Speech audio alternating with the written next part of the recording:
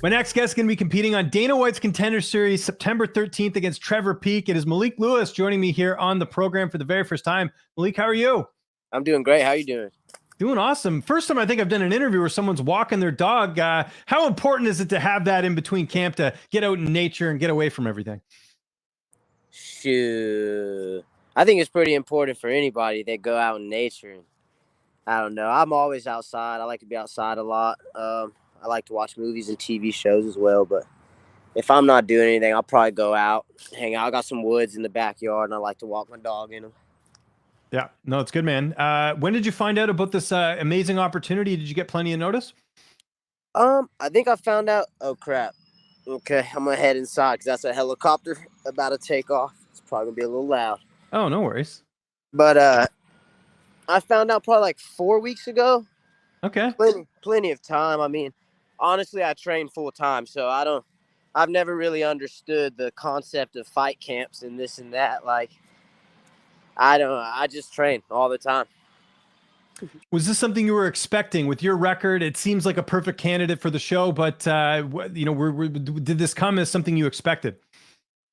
It was a little bit of a surprise, and I was watching a YouTube video, and my friend told me he had seen it before I was told. He's like, "Hey, you're fighting on the Contender Series," but it's not that much of a surprise, you know. I've definitely manifested a whole lot of things. I've been telling people I have a feeling I'm going to fight for the Contender Series.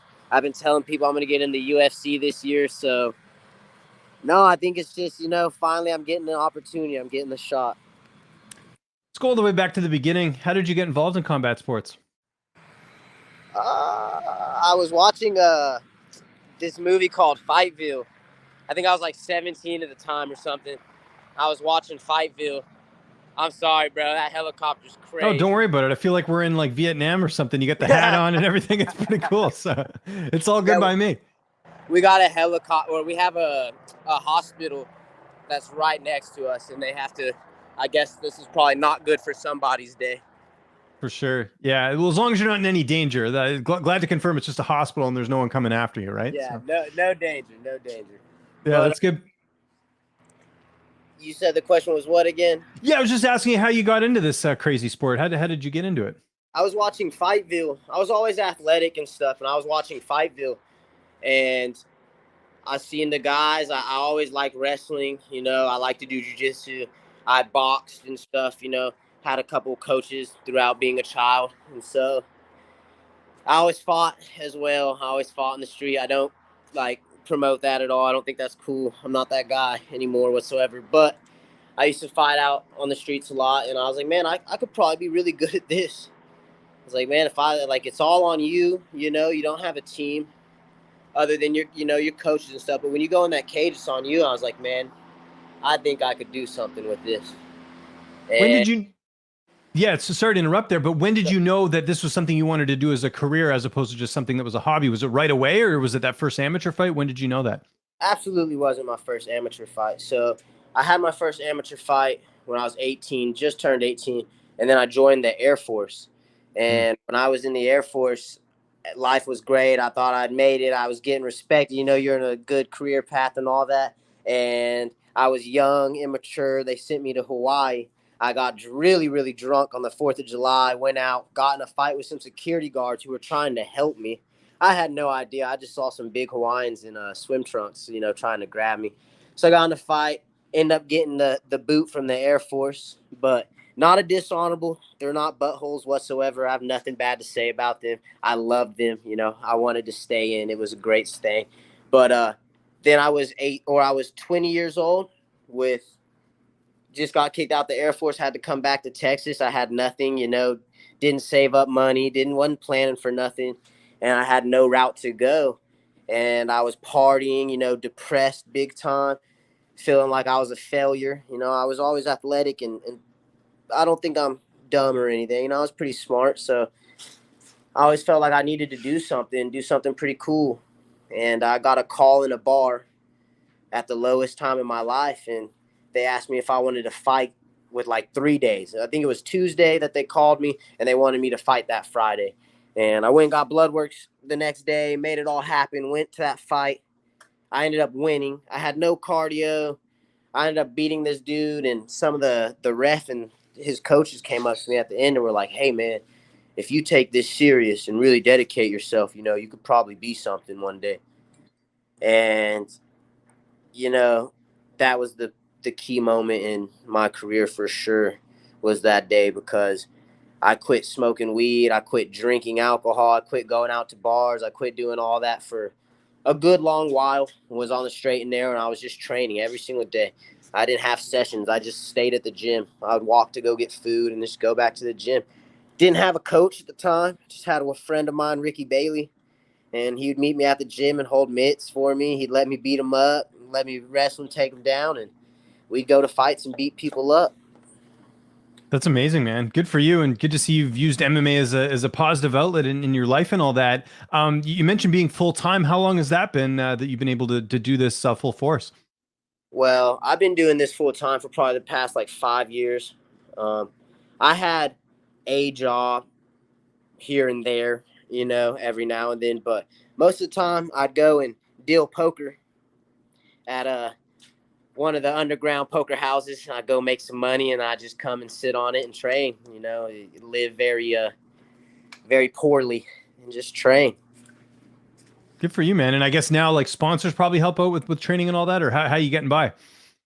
Sponsors definitely started to take notice after the last couple fights. I don't have a lot of like any big name sponsors or big businesses like that. I have Tattoo Urban's my tattoo sponsor.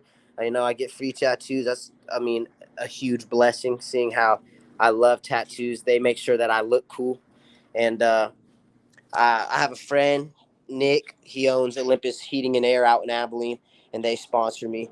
And yeah, I've had a lot of just support, a lot of friends, supportive friends who've messaged me like, anything you need, let us know and stuff. The people who've seen me work, the people who see me in the gym every single day, all day, they've all helped out, and I've been able to focus on fighting. That's absolute. Good for you, man. That's great, and a really cool fight here against Trevor Peek, someone who I just interviewed before his last fight. So really high expectations for this one. What do you know about him? How do you feel like you match up against him in this fight? He's a heavy hitter. Uh, he's knocked out everybody in the first round, I guess. Uh, you hear that on paper, you see it on the videos. You got to respect the guy for sure. I fought some good opponents in my day, some good records in my day, some undefeated people in my day. Uh, I go into every fight like I'm fighting to be the best in the world. I really like the challenge. I really like everything. I think I'm definitely going to come out on top. I don't think he's ever fought anybody that's a mixed martial artist like me, and it's going to be a good one. That's for damn sure. Who've been some of the main training partners ahead of this fight? Who are you mainly working with? One of my good friends, he's another undefeated lightweight who could easily get the call for Contender, or maybe even a short notice to UFC. He's 5-0. His name's Tracy Reeder. I like to train with him. He's a good friend of mine. He came out and stayed with me, and we trained a lot. Chris Vereen, he's one of my training partners. He's a 7-0 welterweight. Jared McLaughlin, Colton. We have a whole lot of people come from other gyms to our gym all the time and train with us, and just a whole lot of work. We're a jiu-jitsu gym, so we have a lot of competitive jiu-jitsu guys that we're rolling with all the time. We get some college wrestlers come in there and stuff, so it's great. Good for you. And it sounds like a lot of up and comers. Like you're hoping to probably be that next big gym of killers that make it to the UFC. That must be fun to be a part of that? Yeah, we're working. We work our butt offs for sure. We have Mark De La Rosa, Eric Sands, and Kendrick Williams, three of our coaches, and we have other jiu-jitsu coaches too as well. So, we definitely work. We work a whole lot. We go over it. We're training to be the best. We're training to be a very well-respected, high-level elite gym for sure. That's amazing, man. That's awesome. Weight cut, I assume that's going well. You got the fight next week? Oh, yeah. Easy weight cuts. I don't cut a whole lot of weight. I'm not a big fan of all that. I don't think that, size and muscle is going to do a whole lot for you in there. And your corner, will Mark be in your corner? Who's going to be in the cage with you? Yeah, Mark and Kendrick will be my corners for this fight. Unfortunately, you're only allowed two, and I had already told Kendrick about it before talking to Eric. So good stuff. And how's this fight playing out on September 13th? Who knows, man? Anytime I go into a cage, there's no telling, bro. There's absolutely no telling. I like every aspect of MMA. One fight, I flying knee the guy 10 times in one round. There's no telling. There's no telling. You talked about walking your dog. You talked also about watching a little Netflix. What are you watching right now on TV? What are you doing when you get that little bit of downtime? Oh, when I'm getting downtime, I'm just usually chilling. I like to watch. Right now, I watch the new Lord of the Rings and stuff. The new Game of Thrones show with the whatever House of the Dragon. Just shows like that. I like to watch Lord of the Rings. A lot of that. Yeah, no, that's cool. Everyone's into that right now. And any video games, or you off limits with that? No, I definitely play video games for sure. What are you playing right now? Play PUBG. Of course. Award. Yes, sir. Good stuff, man. Well, we're looking forward to it. A week today, actually, the time we're recording this. It's Dana White's Contender Series. Malik, thanks so much for doing this, man. If there's anyone you want to thank, any sponsors, any social media you want to plug, I'll give you the last word. My social media account for Instagram, which is the one I'm on mostly, is Malik Lewis. Definitely send me a follow out there. You want to chat, ask me a question or whatever. I'm an open book. Always will be. I'd like to thank Tattoo Urbans out in Irving, Texas. My tattoo sponsor, The Plugs. Thank you, guys. Thank you to Olympus Heating and Air for everything y'all have done. Genesis Jiu-Jitsu. Let's go out there and represent again. We got the dog in the fight.